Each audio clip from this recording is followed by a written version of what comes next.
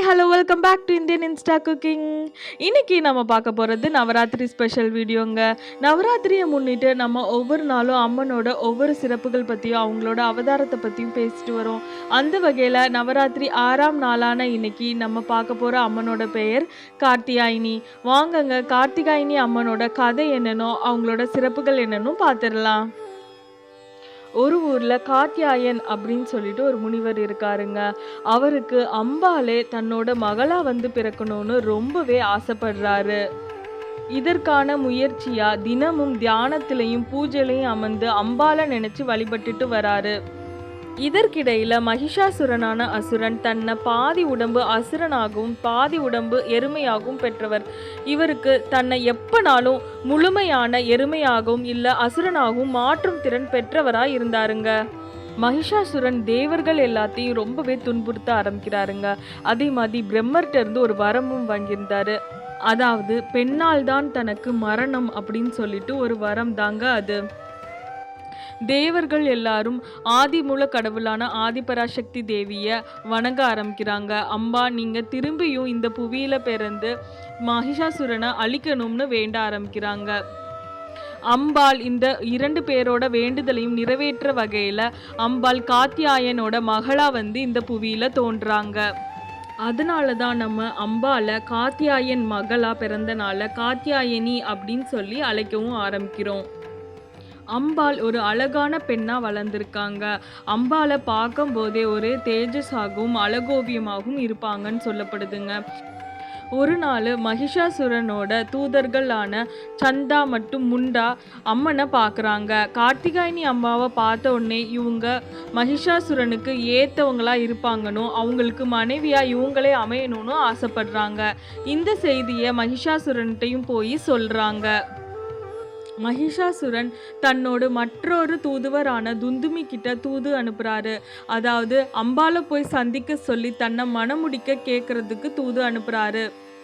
துந்துமியும் கார்த்திகாயினி அம்மாவை கிட்ட வந்து தன்னை மனமுடிக்கிறதுக்கு மகிஷாசுரன் கேட்டதா சொல்றதையும் சொல்றாங்க. இதை கேட்ட அம்பாள் சின்னதா ஒரு புன்முறுவல் கொடுக்குறாங்க. அதுக்கப்புறம் துந்துமி கிட்ட மகிஷாசுரன் தன்னோட போர் புரிஞ்சு வெற்றி புரிஞ்சாதான் மனம் முடிக்க முடியும்னு கூறுறாங்க. இதுக்கப்புறம் கார்த்திகாயினி அம்மா மகிஷாசுரனோட போர் புரிய ஆரம்பிக்கிறாங்க. போர் புரிய ஆரம்பித்த பிறகு மகிஷாசுரனை இதில் அழிக்கவும் செஞ்சிடுறாங்க. அதனால தாங்க நம்ம அம்பால மகிஷாசுர வர்தினி அப்படின்னு சொல்லிட்டு இன்னைக்கு வரைக்கும் போற்றி வணங்கிட்டு வரோம்.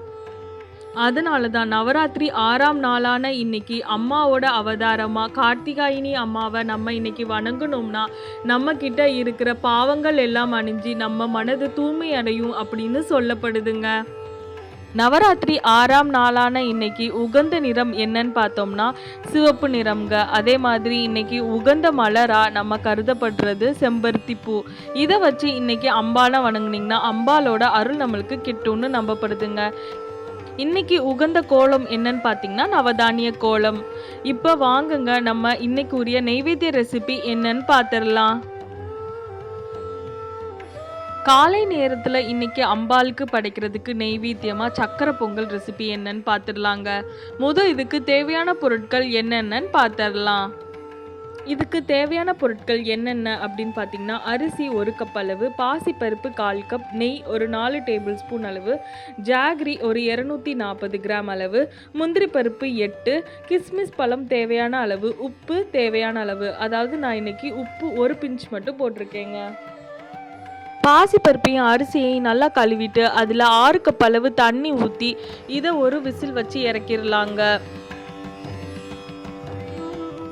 இப்போ ஜாகரி எல்லாத்துலேயும் கொஞ்சோண்டு தண்ணி சேர்த்து இதை நல்லா கொதிக்க விட்டுறலாம்.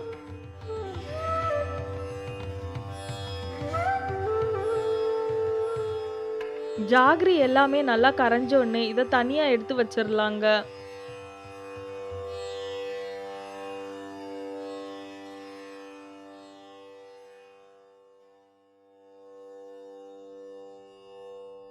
இப்போ ஒரு பேனில் 2 டேபிள் ஸ்பூன் அளவு நெய் சேர்த்துக்கலாம். நெய் நல்லா சூடானோடனே இதில் கொஞ்சோண்டு உடச்சி வச்ச முந்திரியையும் திராட்சையையும் சேர்த்துக்கலாம்.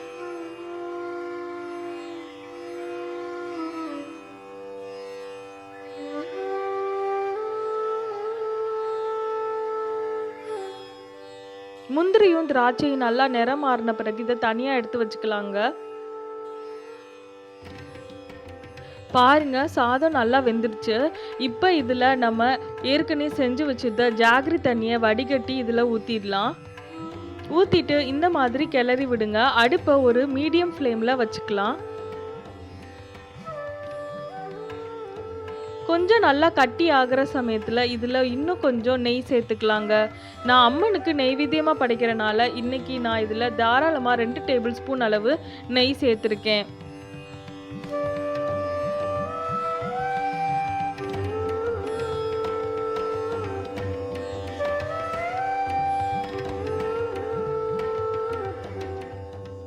இப்போ இதில் ஏலக்காய் பொடியை சேர்த்துக்கலாம். ஏலக்காய் பொடியை சேர்த்துட்டு நல்லா கிளறி விட்டுட்டு நம்ம ஏற்கனவே வறுத்து வச்சுருந்த நெய்யையும் திராட்சையும் இதில் போட்டுடலாங்க. போட்டுட்டு நல்லா கிளறி விடுங்க. கொஞ்சம் நல்லா கட்டி ஆனோடனே இதை இறக்கிட்டோம்னா சூடாக சுவையாக அம்மனுக்கு ஏற்ற நெய்வேத்தியம் தயாராகிடுச்சு.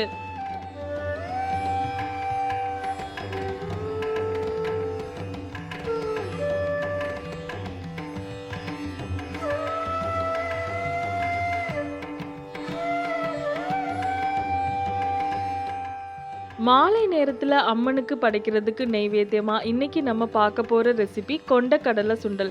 வாங்குங்க, இதுக்கு தேவையான பொருட்கள் என்னென்ன அப்படின்னு பார்த்துடலாம்.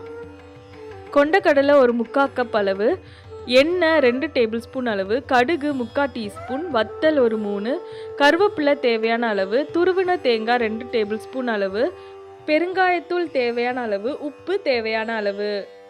இப்போ இதை எப்படி செய்யலான்னு பார்த்துடலாம். கொண்டக்கடலையை நான் ஒரு 8 மணி நேரம் நல்லா ஊற வச்சு எடுத்துட்டேங்க. ஊற வச்ச கொண்டக்கடலையில் ஒரு 1/2 கப் அளவு தண்ணி ஊற்றி நல்லா ஒரு 20 நிமிஷம் விசில் வச்சு இறக்கியாச்சு. இப்போ கொண்டக்கடலையை நல்லா வடிகட்டி தனியாக எடுத்து வச்சிடலாம். ஒரு பேனில் ஒரு 2 டேபிள் ஸ்பூன் அளவு எண்ணெய் சேர்த்துக்கலாங்க. நான் இன்னைக்கு நல்லெண்ணெய் சேர்த்துருக்கேன். உங்களுக்கு வேணா தேங்காய் எண்ணெய் சேர்த்திங்கன்னா ரொம்ப நல்லாயிருக்கும். அதுக்கப்புறம் எண்ணெய் நல்லா சூடானோடனே இதில் கடுகு சேர்த்துக்கலாம். கடுகு நல்லா பொரிஞ்ச உடனே இதில் வத்தலை சேர்த்துடலாம். அதுக்கப்புறம் கருவேப்பிலையும் சேர்த்துக்கலாங்க. இதில் இப்போ நம்ம 2 டேபிள் ஸ்பூன் அளவு துருவின தேங்காய் சேர்த்துக்கலாம். அதோட நம்ம பெருங்காயத்தூளையும் சேர்த்துக்கலாங்க. இப்போ இதில் அவிச்ச கொண்டக்கடலையை சேர்த்து தேவையான அளவு உப்பு தூவி நல்லா பிரட்டி எடுத்தோம்னா சுவையாக அம்மனுக்கு தேவையான நெய்வேத்தியம் தயாராகிடுச்சு. நவராத்திரி 6ஆம் நாளான இன்னைக்கு நம்ம கார்த்தியாயினி அம்மாவை வணங்கக்கூடிய ஸ்லோகத்தை இப்போ இந்த வீடியோவில் பார்த்துடலாங்க.